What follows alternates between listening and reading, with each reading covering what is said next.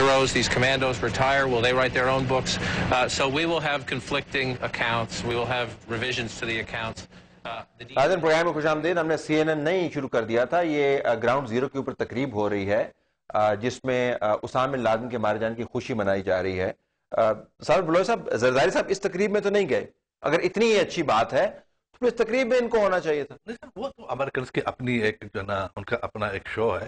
اب ضروری نہیں کہ ہر چیز پہ چھوٹی چھوٹی بات پہ یا کسی ایشو پیدا ہو جاتی ہے کہ جس میں یعنی آپ اس بات کو لائٹ لے رہے ہیں. آر یو سیریسلی ٹاکنگ می کہ پریزیڈنٹ صاحب گئے یا نہیں؟ میں جنرلی آپ سے پوچھنا نہیں تو پریزیڈنٹ صاحب کو کیا ضرورت ہے وہاں پہ جانے کی؟ جو ہال بک کے جنازے میں گئے تھے, سلمان تاثیر کے جنازے میں نہیں گئے تھے. I'm just asking ان کی preferences جو ہیں. جنازے پہ جناب پرائم منسٹر صاحب گئے تھے, اس کے بعد پریزیڈنٹ صاحب نہیں گئے تھے. پریزیڈنٹ صاحب فیملی کے ملنے گئے تھے وہاں پہ, جنازے پہ نہیں گئے تھے. جنازے پہ اس دن وہ نہ جا سکے, لیکن پریزیڈنٹ صاحب باقاعدہ یہاں پہ نہیں گئے. کراچی سے اسپیشلی وہ فلائٹ. آپ مجھے یہ بتائیں کہ پاکستان کی سرزمین کے اوپر اگر دوبارہ اس قسم کی کاروائی ہوتی ہے, امریکہ کو چھوڑ دیں, اگر ہندوستان کاروائی کرتا ہے, کیا پالیسی ہے آپ کی حکومت کی طرف سے, کیا ہوگا؟ میں آپ کو ایک بات کر لوں کہ دیکھیں یہ جنرل ایک امپریشن شاید آپ لوگ دے رہے ہیں پاکستان میں کہ یہاں حکومت نام کی کوئی چیز نہیں ہے, یا ہماری حکومت جو ہے نا وہ ایک کمزور یا جو ہے نا انیفیشنٹ حکومت ہے. تو طلعت صاحب یہ جو ہے نا یہ خیال اپنے دل سے نکال لیں اور اپنے دماغ سے نکال لیں, اس لیے کہ it's a responsible government, it's a people's government. President Zardari یعنی وہ انتہائی اس معاملے کو, ہر معاملے کو انتہائی سیریسلی لیتے ہیں پاکستان کی. قوم سے خطاب نہیں بنتا جس معاملے کے اوپر نہیں, قوم سے دیکھو نا, بات یہ کہ میں آپ کو عرض کر رہا ہوں کہ دیکھو اٹس ناٹ دا اینڈ. ایک ان کے ٹھیک ہے نا, لیکن بات یہ کہ اگر پاکستان میں اس قسم کے اگر اور واقعات رونما اگر ہوں گے تو یقیناً government is very much alert. اچھا ذرا منور صاحب کو لے آئیں. منور صاحب آپ کو آواز آ رہی ہے میری؟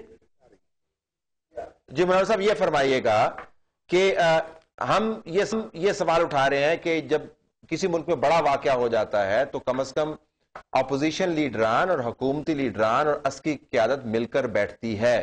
ہمارے یہاں پہ ایک آئینی میکنزم موجود ہے جس کو defence committee of the cabinet کہتے ہیں. ہمارا خیال تھا نیشنل سیکیورٹی کاؤنسل جیسا ادارہ تو نہیں رہا, اس کی میٹنگ بھی بلوائی جا سکتی, نہیں بلوائی گئی. اس سے آپ کو functioning of the government opposition اداروں کا کیا پتا چلتا ہے ملک میں؟ دیکھیے یہ تو بڑی بات دور چلی جائے گی. ہم جہاں بات کرنے جا رہے ہیں اس بات کو ہی موضوع بحث رکھیں تو زیادہ اچھا ہے.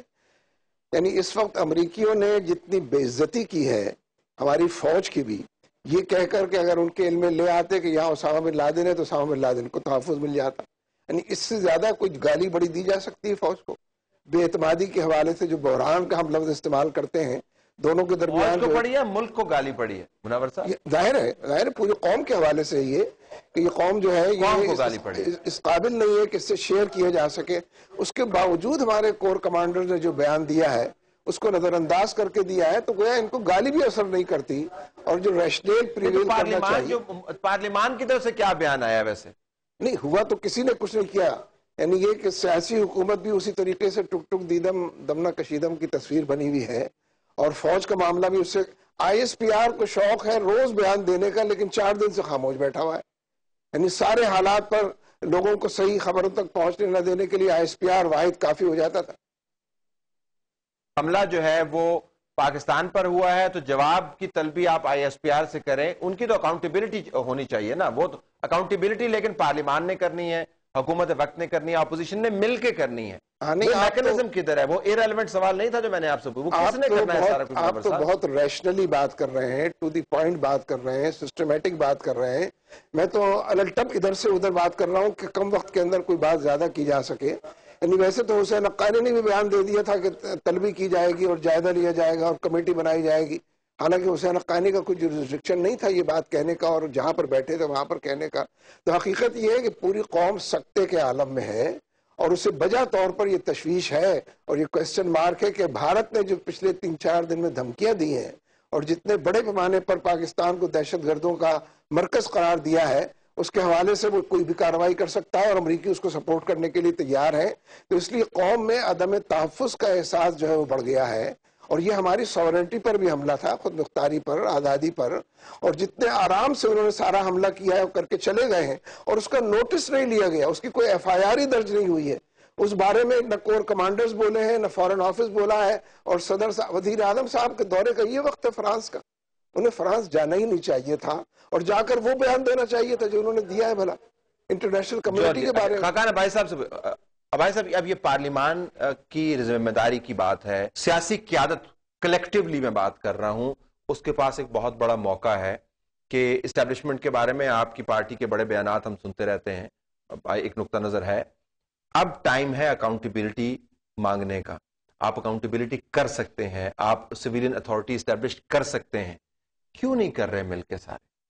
کیا مسئلہ ہے؟ اب تو ٹھیک ہے، ابھی تو یہ ایونٹ ہوا ہے، اب منڈے کو اسمبلی کا اجلاس ہے، اس بات کو اٹھایا جائے گا، اجلاس کسی اور مقصد کے لیے تھا، لیکن میں سمجھتا ہوں یہ پرائمری ایشو آج یہی ہے کہ ہمارے ملک کی ساورنٹی وائلیٹ ہوئی ہے، جب وائلیٹ ہوئی حکومت کا کیا رد عمل ہے، ابھی تک کچھ واضح رد عمل سامنے نہیں آیا۔ حکومت کا رد عمل آپ کو پتہ نہیں چلا؟ سلمان بشیر اس سے تو آپ مطمئن نہیں ہے؟ اس بالکل مطمئن نہیں ہے، تو اب حکومت سے یہ پوچھا جائے گا پارلیمنٹ کے اندر کہ بھئی آپ وضاحت کریں کہ اس معاملے کا علم تھا آپ کو یا نہیں تھا، اگر تھا تو کس حد تک تھا، آپ نے کیا معاونت کی، حکومت ملک کو کانفیڈنس میں لے، عوام کو کانفیڈنس میں لے، اگر وہ ان کو علم نہیں تھا تو پھر اپنی بے بسی کا اظہار کرے کہ ہم بے بس ہیں اس معاملے میں۔